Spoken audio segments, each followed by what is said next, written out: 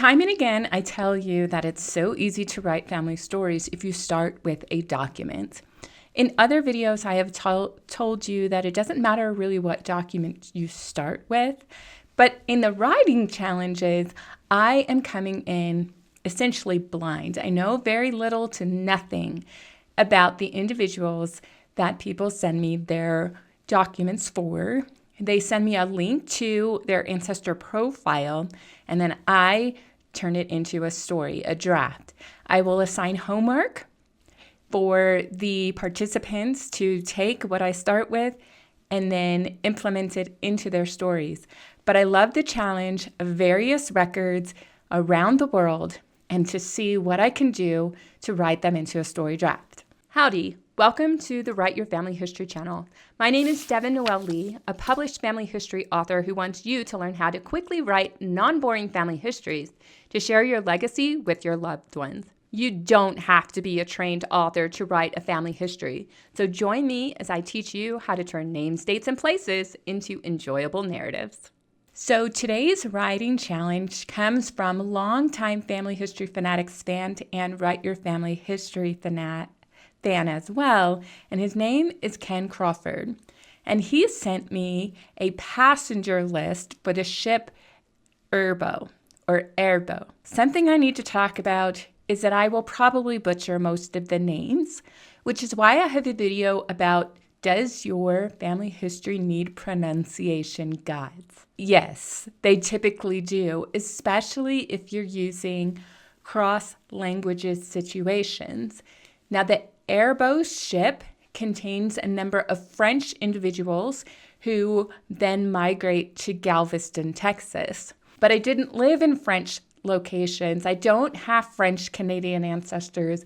I don't have French ancestors. So if I butcher them, then recognize if you hear it wrong, that's telling you that you need to have a pronunciation guide in your writing. Be sure to check the link that I will provide in the description box. Ken submitted this information. He told me the name of his ancestor is Elizabeth Louise, and that looks like Lambert to me. He provided a link to the ancestor's profile. The article type is a passenger list, and then he provided a link to the source that he had. In future writing challenges, after I get through those submitted prior to the form, I will require a transcription and I will require any other additional information to be submitted initially. However, let's get on with this one. So I've started to rearrange some of the steps that I go through in these writing challenges. The very first thing that I want is to create a citation. Perhaps I could ask for the citation for the writing challenge submission, but the reason why I don't mind including it in our writing challenges is because when you get a document, ensure you have a citation. I have a number of different citation sources to help you craft a citation quickly, or you could manually create it using the templates you find in Evidence Explained or the other sources that are used by genealogists around the world. I will stop and say there is no one right way to cite a source, no matter what anybody says.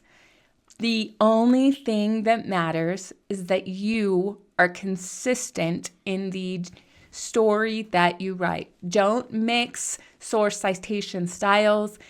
Chicago and ALA, APA, and MLA, they all have small variations, sometimes drastic variations. I'm not here to argue.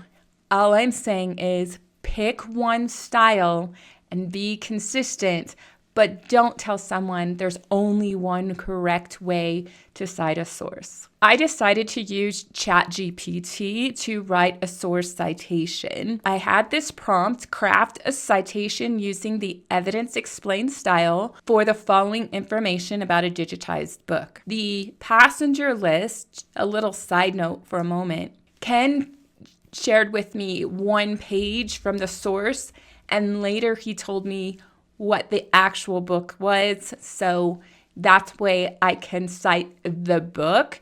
If I just have a digital image, I would have to cite the digital image until I found the original source. Regardless, we're going to go back and ask ChatGPT to cite the source. Now, ChatGPT went forth and searched its source material and generated this source citation. For you evidence explained users, how accurate is this citation? I'll leave the opportunity for you to discuss that in the comments. After the recommendation from ChatGPT, I actually modified this citation a little bit based on some of the standards that I have seen frequently. There's no publisher and there's no publication city, so I put NPNP in the parentheses before the publication year of 1971, and then I brought the digitized by family search and the access day, I brought that up to the citation instead of a separate line as ChatGPT was suggesting. And I'm going to use this style consistently through the rest of the book citations that I refer to. The next step is to transcribe and or translate the document that you are referencing. You can do this manually, or there are quite a few AI, artificial intelligent language model tools that will transcribe the documents you upload to them with a varying degree of success. Let me know in the comments which ones you prefer the most, or any of them that you have used that I haven't included on this list. Now let's take a look at the article before we decide what tool we're going to use in order to transcribe it. So this is the information we're focusing on. We have names of families, birth or residence, number of people in the family, father, mother, children, and servants' names, information about ages and gender, profession, and property value. Now, I fully believe that you shouldn't leverage AI tools to do something that you can quickly do yourself. In this case, it would be so easy to just type what I see and move on. And so I'm actually going to do that. Leverage the AI tools, is particularly the ones that you have to pay for something that would take a little more effort to transcribe. So in this case, I went ahead and I did a manual transcription, which looks like this. Step 3 is to begin understanding the document. And what does that really mean? Well, let's take a look at that line in context of the entire page.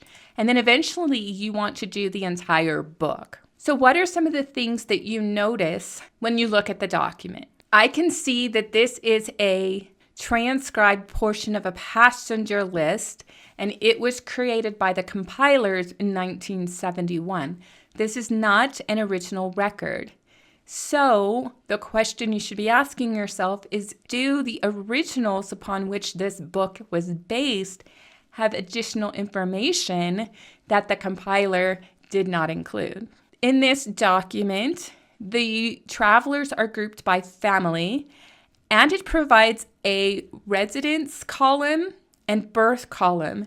However, I cannot tell whether an entry is the first name is for a birth and the second is residence. I can't tell if it's a birthplace with a smaller geopolitical region and then the next larger one, sort of like a city and a county. I can't tell the difference of whether it's birth or residence. So because this is unclear, I need to be careful, and chances are I'm going to make mistakes, because often after I write and then I film, one of the things I discover are the mistakes along the way.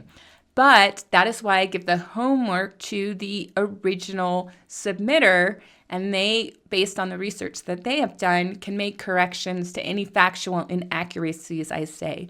So please don't take my final draft, as a definitive story. It will then be turned over to Ken in this case to fix things that I don't understand.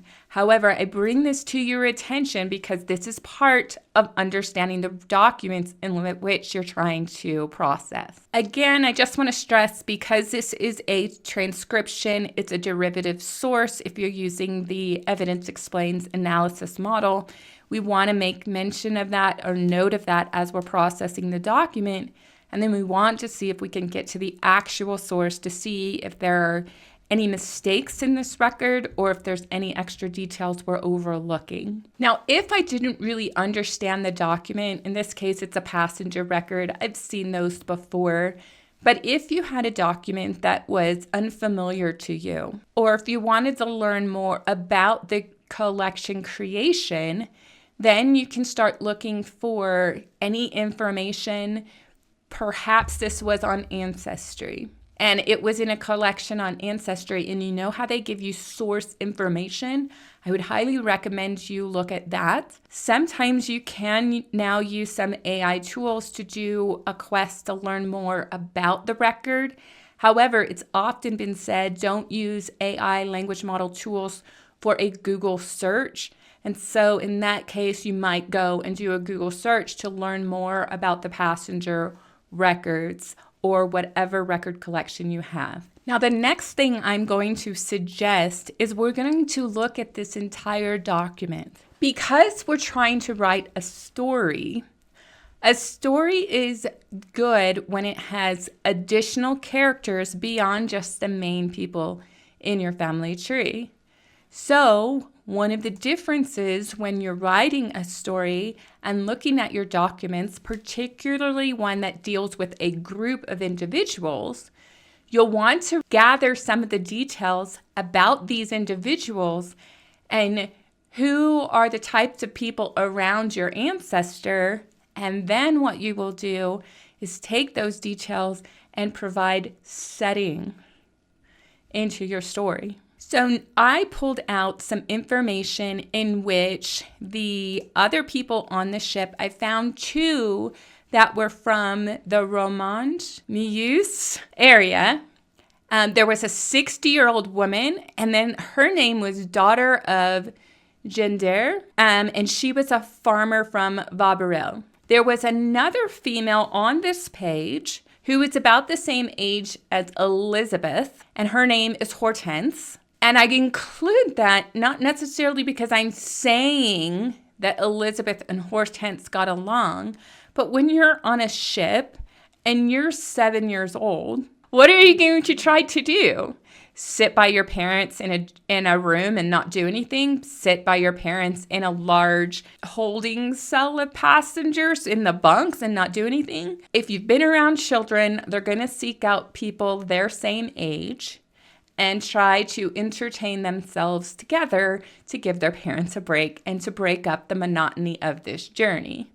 Because it was a ship and therefore a long voyage, I went ahead and included the name of someone about the same age as Elizabeth, and I'm going to suggest perhaps they were playmates on the journey. Now notice I have a working document and I have the transcription. Here is the transcription. And then I wasn't really sure about the accurate name of this location. I did find something on Google and it said it's possibly this name, which I am not even going to try to say. So I went ahead, and when I had a quick thought, I went ahead and created a little markup. Now I also have this information in paragraph form from details on that one page. So the next thing I'm going to do in Google Docs, it has an AI language model tool. So all I need to do is highlight this part and then come over and click on this tool. Now I'm out of the document so that you can zoom in and see what I'm going to type. I highlighted that information and I'm going to say, turn these details into 1 or 2 paragraphs. And then I click the enter button on my keyboard. And this is the rephrasing of the initial transcribed data about Jean-Baptiste Lambert and his daughter Elizabeth. And then I have 2 additional paragraphs that take some of what I had already put into the story in paragraph form, just rearrange it a little bit. And then there's an editorialized paragraph at the end. ChatGPT loves to add flowery editorializing, is what many people are calling it. So while the Lambert family's final destination remains unclear, their journey alongside fellow villagers and young playmates paints a picture of hope and new beginnings in a foreign land. Now, I guess the question is, are you happy with this story? Is it good enough to be sharing? But there's one problem. I don't have a destination. I don't have dates of when they traveled. I don't have the port city that they left from. And so I need to improve this. Now, why didn't I have the port city and the dates of travel and the destination? It's because the original page that I had did not have the information on it, which is why I need to see the original source that Ken told me about. And when I was able to go there, I was able then to pick up the destination, the departure, and the dates. Now I can add those back into the story. But if you did enjoy the rewrite from Google's Help Me Write feature or any of the AI tools, I would recommend that when you publish the source, you say that the author is the AI tool. If you don't go to the next step, which I'm going to share with you, then you aren't the author. And you need to be clear about that, because that's being an ethical family historian. However, if you take this initial information and go through some of the next steps I share, then there is open debate on whether you need to reference AI as the starter for rearranging things in paragraph, especially when you're going to be revising and rewriting the heck out of these starter paragraphs. Let's have that discussion in the comments section if you have feelings about whether you should ever say that you used an AI tool to write your stories. Now, my favorite part of writing is revising and marking up stories. I recommend that you mark every individual. You're going to want to know additional details about them. Their full names, if you didn't have it already in the document, the age they were at the time of the story. This is a time to modify the age if the record was incorrect, or add it if it was not in the document. You also want to include who else was part of this story. This could be people back home or people you're joining. Next, you want to talk about what happened in the family shortly before the event took place. So, what happened to trigger this family to go from France to Galveston, Texas? Then you want to talk about, or at least consider, what happened shortly after the event. Where did they go after landing in the port of Galveston? And then expand what actually happened in this story. When we talk about location, we're talking about geography, amenities, cultural information, the distance of travel. Remember, I tell you guys to map things out. Economic pushes and pulls, or just the economic situation of the family. If politics is involved, tap into the political information. And again, consider travel. What was the distance? What vehicles were used? How many people traveled together? Did the people who were traveling together have a variety of languages and cultures spoken, or were they homogenous? And any difficulties experienced in that travel. And finally, we talk about social history. It's one of my favorite parts of really anchoring your ancestor in a historical time and place. So that may include some events. What happened a few days before, the day of, or maybe what was a push factor that was happening in France that would push this family away, and then what's happening in Galveston that would pull the family there, because there are a lot of options of where they could have gone.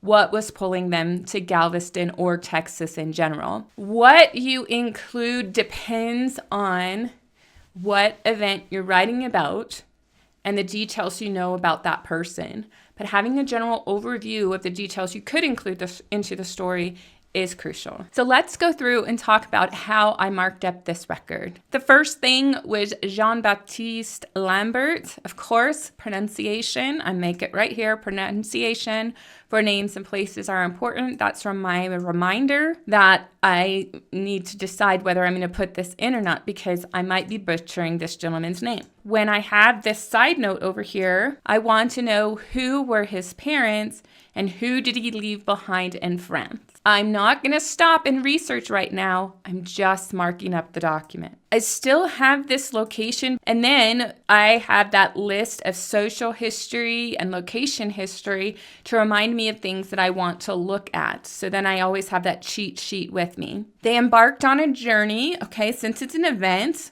I'm going to ask some questions.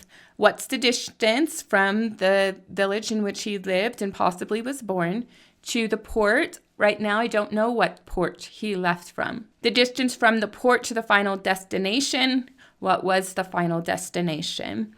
Notice right now, I told you before, it is from this village to a port and then over to Galveston. That just kind of keeps the flow of the webinar going. But remember, don't assume anything until after you find the documentation that proves it. So since I don't know it at this stage, that's why I have the questions. What's the difference from this location to this port, and then from the port to Galveston? Now, the modest sum is what he carried in his pocket. That is editorializing. If it is indeed a modest sum, I may want to keep it, but I need to find out if $1,000 was a modest sum. So that's going to be economic social history to find out what is $1,000 worth. Based on the time, what is the value of $1,000? And compared to other travelers, how does this amount compare? And what would it buy in the new location? Because if any of you have traveled, you know that in your home country, you know what a certain amount will buy. But then if you go to a foreign country to visit, that amount may not buy as much, or it might buy more, just depending on where you're going. And so that's what we want to do. We now, since this is an immigration story, we need to figure out the comparison of $1,000 between the two locations. Now, I'm going to give you a hint. This is homework for Ken. I didn't go research that. Then we have that he has a wife, and her name is Marguerite. So I want to know how long they were married when they made this voyage. So important. Her last name, I think, is Chopin. I want to know who were her parents, who did she leave behind in France, and was it the same location that Jean was from? This story identified 4 children, but were there any children left behind? Were there any children from a previous marriage? And did they leave behind any children that were buried? So just because this story said 4 children does not mean that there were only 4 children to this family. So I need to do a little bit of research for that. And that's why I marked up that information. Ken wanted me to write the story about Elizabeth. While I did this research, I will tell you it was easier to research Jean than it was to research Elizabeth, because Elizabeth is 7. Her father is older. He's 38. So right now I'm going to research all the details about this trip from the perspective of her father. And then when I submit the final draft to Ken, I'm going to flip it around and have it from the perspective of Elizabeth.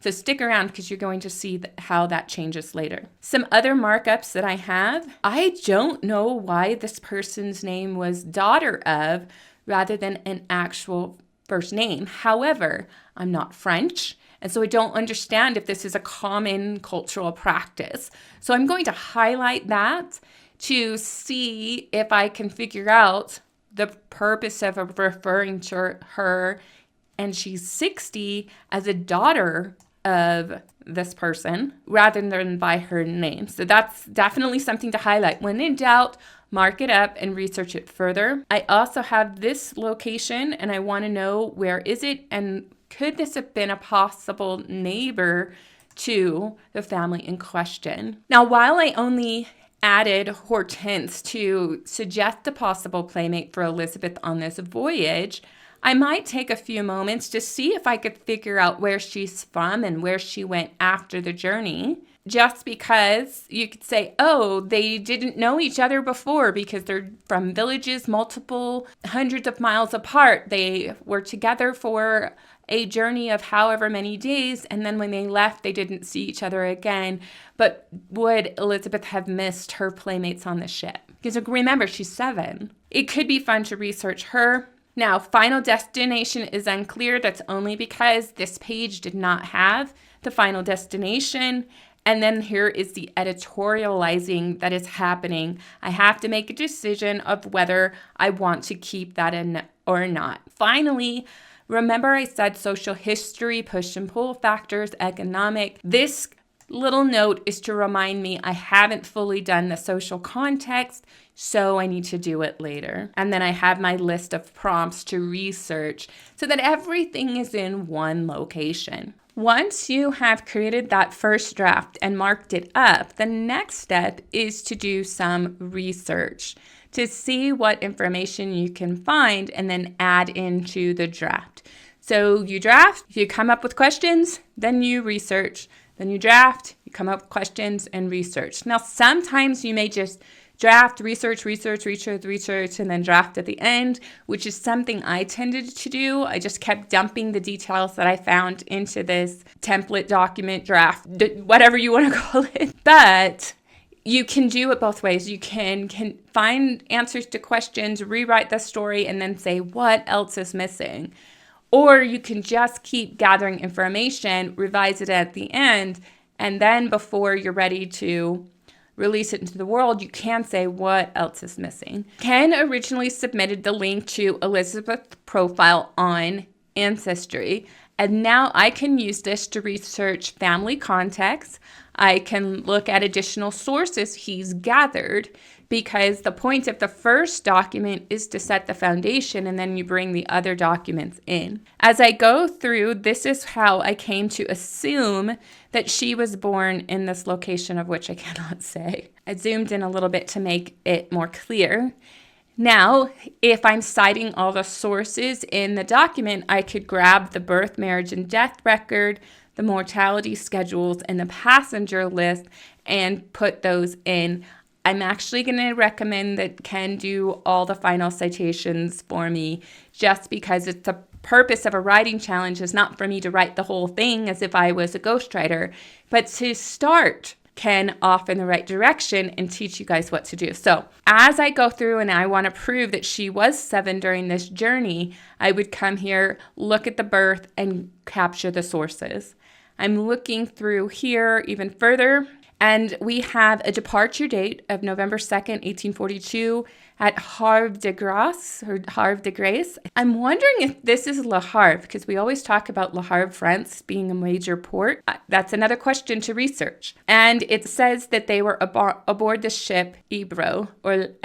How did they come to that? Well, this is the passenger list, and this is the book that I went to, but then there are a couple other cards here. So we can look at this card and see if there's any extra information. In this case, we only have a little extra details, assuming we didn't see the other pages in the book. We have the ship, we have the captain, we have the date that she arrived. Remember, you only put down the dates that you see on the records until you build a more solid case with corrected dates. We come to find out that this date was wrong. It's off by about 10 days. But if this is the first time I saw the date, I'm going to include that date. I'm going to cite this source.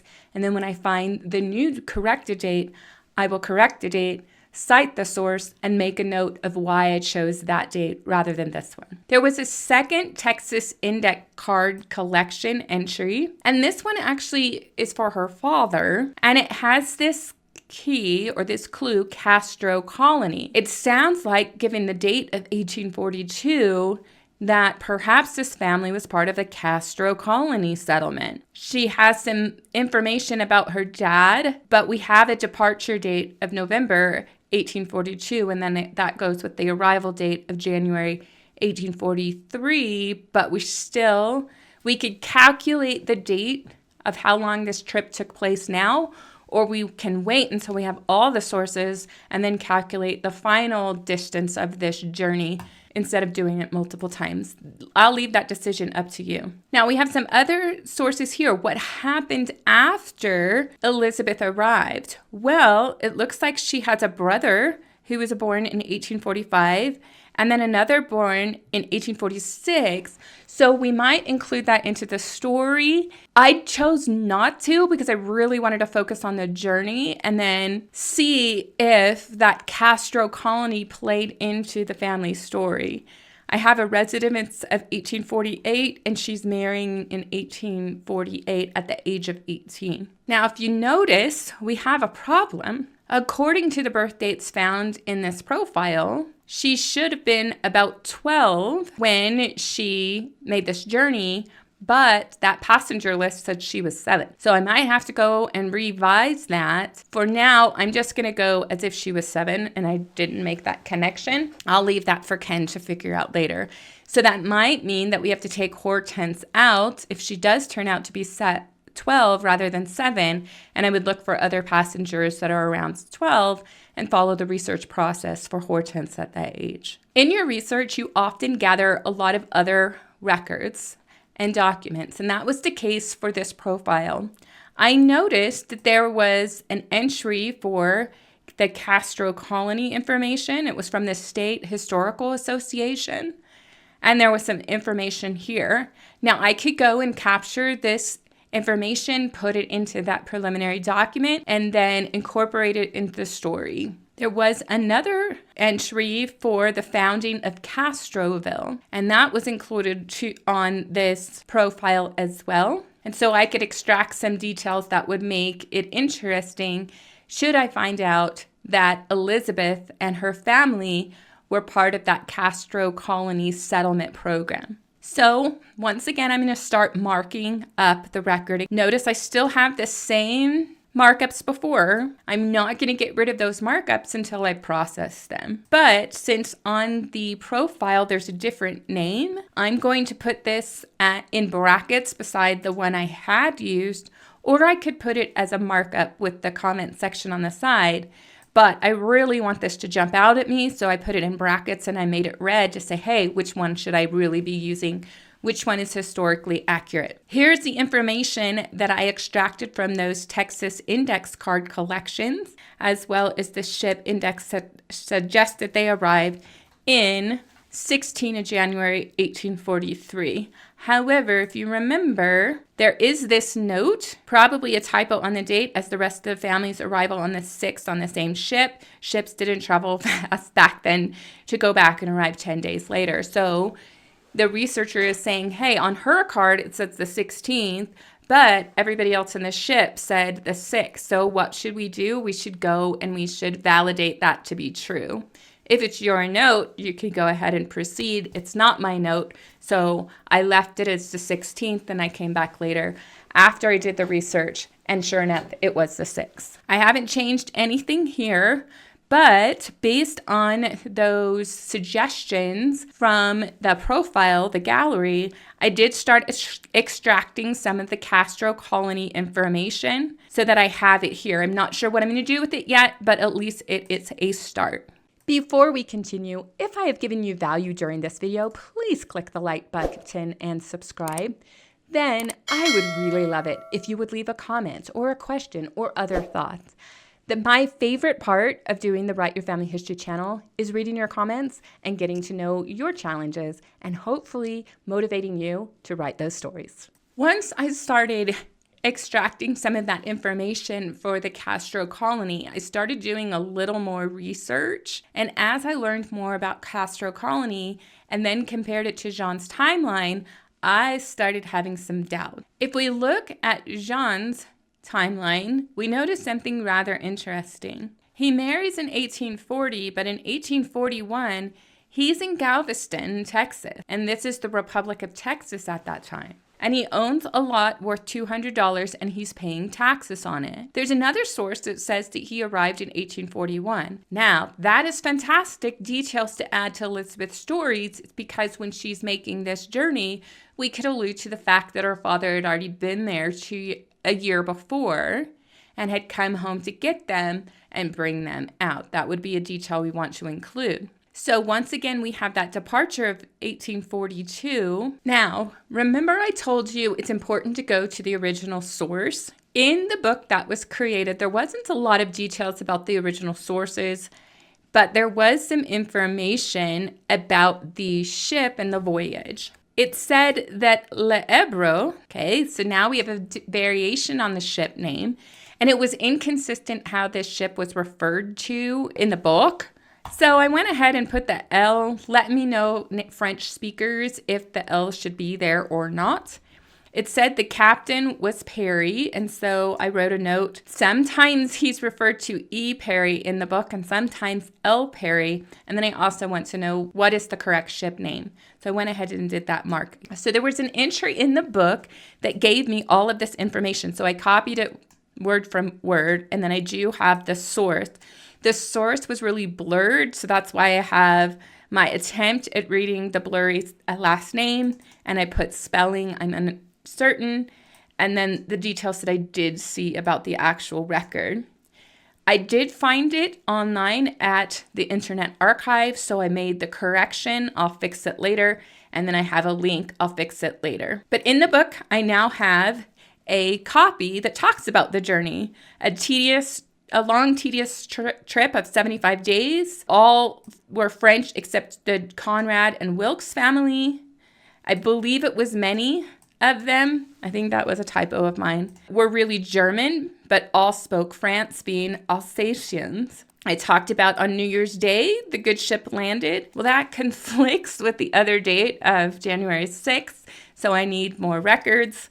There were 14 passengers aboard the ship, and it comprised of 42 families. Now, the next step in the future is to research who wrote this, who said this, because, like I said, on New Year's Day conflicts with the other document of January 6th and January 16th. So this makes it a new date, and I would have to go and analyze that. So that was some little synopsises that the compilers put into this book that contains these passenger ships. The compilers included list of ships departed from Europe for the Henry Castro colony. That's really the name of the book. The airboat is the first boat bound for Castro colony, according to how you would make that assumption since it's included in the list. And then when it lists all the ships that arrived, it's the first one listed on it. 2 more ships successfully left Europe in January 1843. So in the month where Jean's family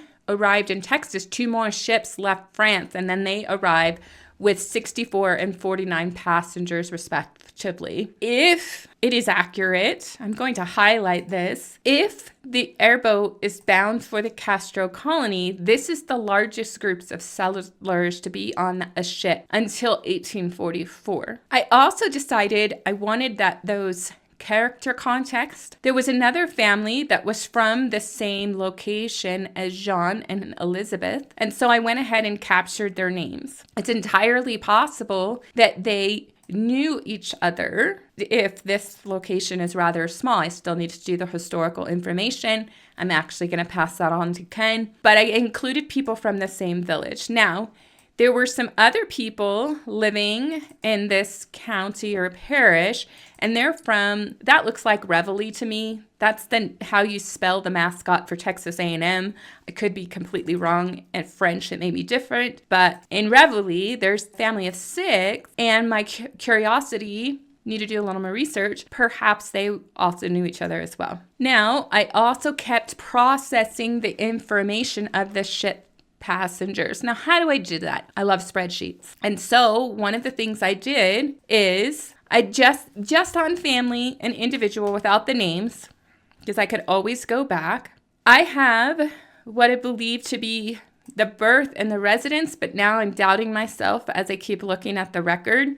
It might just be like the village and the county, but this is Paris, so it's confusing to me. But in any case, I have person 1 through 114. And then I have the family numbers according to the record, the gender age, the profession, and the property. So when I started to say, hey, who all was from this location, I have a list of individuals that are from that location. And it turns out there were 59 people from that location. And so that's when I wrote, of the 114 on this ship, 59 were from this location, but there were 12 passengers that didn't say where they were from. Now, is it possible there were ditto marks that weren't utilized by the compilers? It's entirely possible. So using this same tool, I then filtered to find out, well, how many people aboard the ship were female? When I counted them,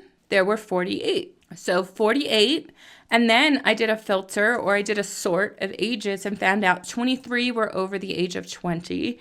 And I did the same thing with males, just to get some context of the variety of ages on the ship. The youngest were 2 3-month-old babies, a boy and a girl, but not from the same family. And the oldest male was 60, with the oldest female being 74. That was a really neat find. I went ahead and looked at the marital distribution. 16 were single men between the ages of 40 and 17.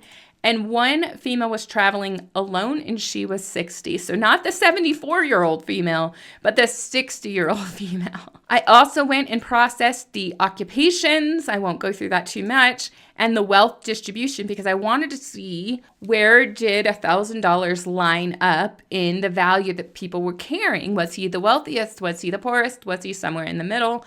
And it's about the middle, because 12 had more than $1,000. 7 had $7,000, and 11 had less than $7,000. But I also included this. Age did not seem to be a factor in the amount of wealth the traveler was carrying. So you would have some young and old people in this group and some young and old people in that group. And so that was why I made that statement. At this point, I could have written the story, but I decided to give Ken some homework, and he supplied some feedback that I then incorporated into the story. Now, first, he told me about the baptism of Elizabeth's children. This is going to be after the family arrived in America and after she got married in 1848. Since this isn't part of the travel story I'm focusing on, I went ahead and put this information right here. And then he recommended that the person she married, the race ethnicity is questionable. He might have not have been French Canadian, and he had some theories why. And then he also included this really cool graphic to say, hey, all of the DNA matches, and the ethnicity interpretation seems that he's not French Canadian, who's something else. So again, this is about the husband that happens after Elizabeth's story. And so I put this down here for now. Now, in this version of the draft, based on that information I had before, I started rearranging details. If you'll notice, I haven't really changed this part too much. I still have the location that is problematic. I decided to go ahead and take the other place name out, but I still have it highlighted because I'm saying, hey, I think it's still a problem. Then I added the distance, traveled 400 miles west of this probably supposed to be native village. And why I like catching things live while I'm recorded or live, it's to show you're supposed to make mistakes. It's a draft. So they traveled 400 miles west of their, I think this might have also been home, village to the port city of Le Havre, France. They left the port of Le Havre aboard the L'Erbos ship with Captain Perry at the helm.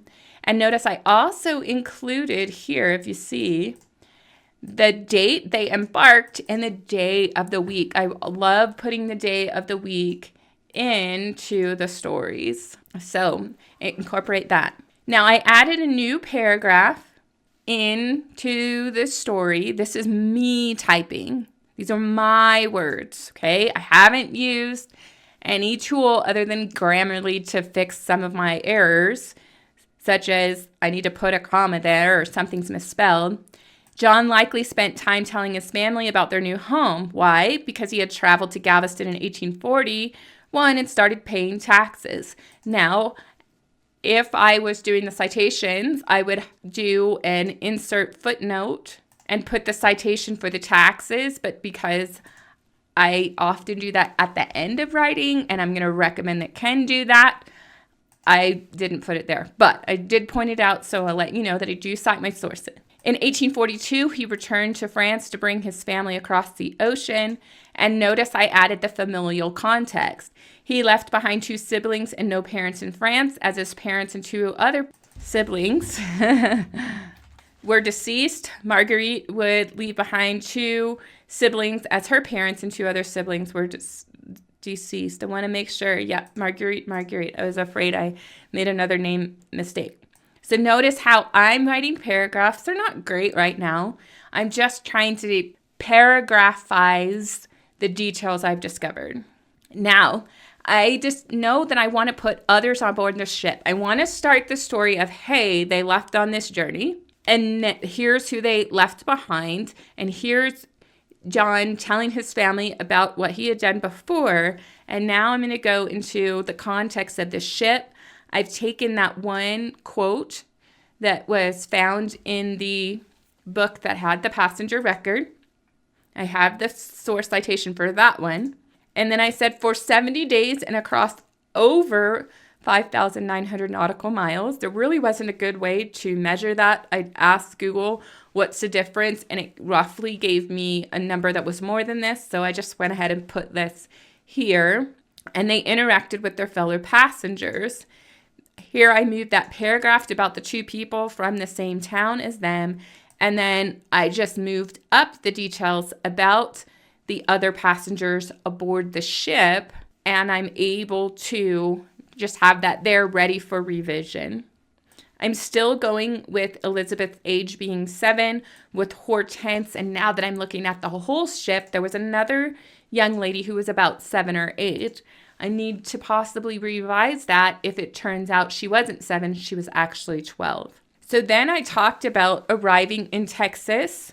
They landed and the settlers went their separate ways. So I did a more detailed research into Castro colony. I found a number of books that were referenced, particularly the one, remember I said, let me show you real quick, this Texas Pioneer.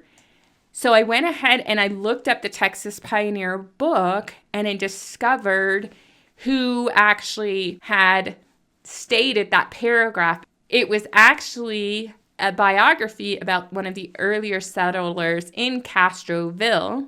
And so then I leveraged that information into this story. So I talked about the settlement being spearheaded by Castro. Incorporated in that Pioneer history book, there was a transcription of the founding settlers' documents. Now, I don't have a lot of founding settlers in my family tree, so I hadn't even seen something like this before, but it was very interesting to read. And for a while, there said the first signature of about 27 men that signed this document, the first name said Jean-Baptiste Leconte, Leconte. And I thought, well, what if it is a butchering of the name Lambert, that people couldn't actually read his handwriting? And so initially I thought, oh yeah, let's grab all this information. It's about this person. Well, when I looked at the ship manifest, the whole ship, there was a Jean-Baptiste Leconte. So he was one of the original settlers. So then the next question I had was, okay, here's some of these founders. And then the book continued to say, here's some of the families that came later. And I said, all right, what about if I look at the names in the record, right? The yellow names are the people who signed that founding document, and the white names are the people who came later. And I said, all right, how many of these people were on the airboat? And if you go through this list of names, I'm certain one of them was Jean-Baptiste Leconte, and there were some other Lecontes on the ship. And then there were 3 others. The Conrad, I'm pretty sure about. This one, I'm pretty sure that they were a settler. And this one, I'm not super confident in. So that they all have question marks because I didn't dive too deeply. I was really focused on trying to find out if this was Lambert and not someone else. And it turns out it was someone else. Oh, man. But That's the reason why you have to not look at one record that says, hey, they traveled on this ship Airbo and went to Castro colony. This entire ship had maybe 4 families that went to Castro colony. Everybody else didn't go there. So that's a story in and of itself. And I would definitely use the box text to say, hey, he didn't really go there. But in the story, I could talk about people going separate ways because it's entirely possible when you're on a ship for 75 days that Jean-Baptiste and Jean-Baptiste, they both talked. And the one talked about, let's see what amenities he had. He was going to receive 40 acres of land in unsettled territory. He would have transportation and rations until his home is constructed, horses and oxen until the next crop, bacon and corn until the next crop, and the use of Henry Castro's milk cows. So all of that sounds really, really great if I want to start a new life. However, in the same book, it talked about this unsettled territory. First of all, they would have to travel 240 miles due east through the coastal plains and hill country of Texas. Because I'm from Texas, these are the 2 things that I know about the coastal plains, where Galveston and Houston and everything along the Gulf Coast is. And then when you get into San Antonio, now you're into hill country. They would have to seek temporary housing when they got to San Antonio because nothing's ready to settle, and they needed to wait several more years for more immigrants to arrive. But the disadvantage, this was an important disadvantage, would be, and I'll probably take that out, the Comanche Indians that attacked settlers between the Colorado River and the Rio Grande, right where the settlers were planning to build. And then there's some information from, remember, it's from the book author's perspective, and I can revise this to make it more neutral if I feel that maybe there's a little bias there. But they were on the headwaters of the Brazos River and extended through that wilderness, and 600 families would have to settle there. Now, that one Conrad family, I find a little bit about the Conrad family. They left Galveston, but then they headed back to Houston. Somebody died, then they scattered, and then eventually a group of the Conrad families went out to Castroville. But I'm going to make the assumption, after traveling across an ocean and having a wife and 4 children under the age of 10, it's likely the disadvantages of a new settlement did not entice John to take his family further than the port city of Galveston. I then go in and talk about, just briefly, following the journey, he had some property in Harris County, and then he had a probate handled in 1855, and then just a brief statement of Elizabeth marrying the French Canadian, which again is in dispute, and sure enough, it's down here.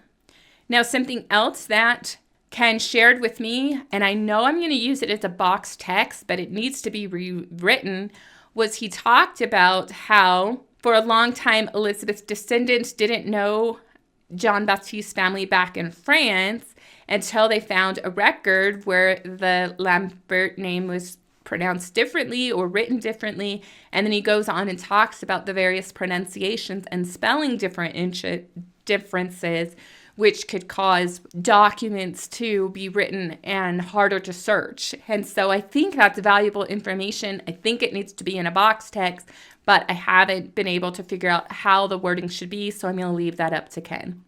Notice I've been capturing the source citations for the passenger list, that Texas Pioneer book, and once again, another citation.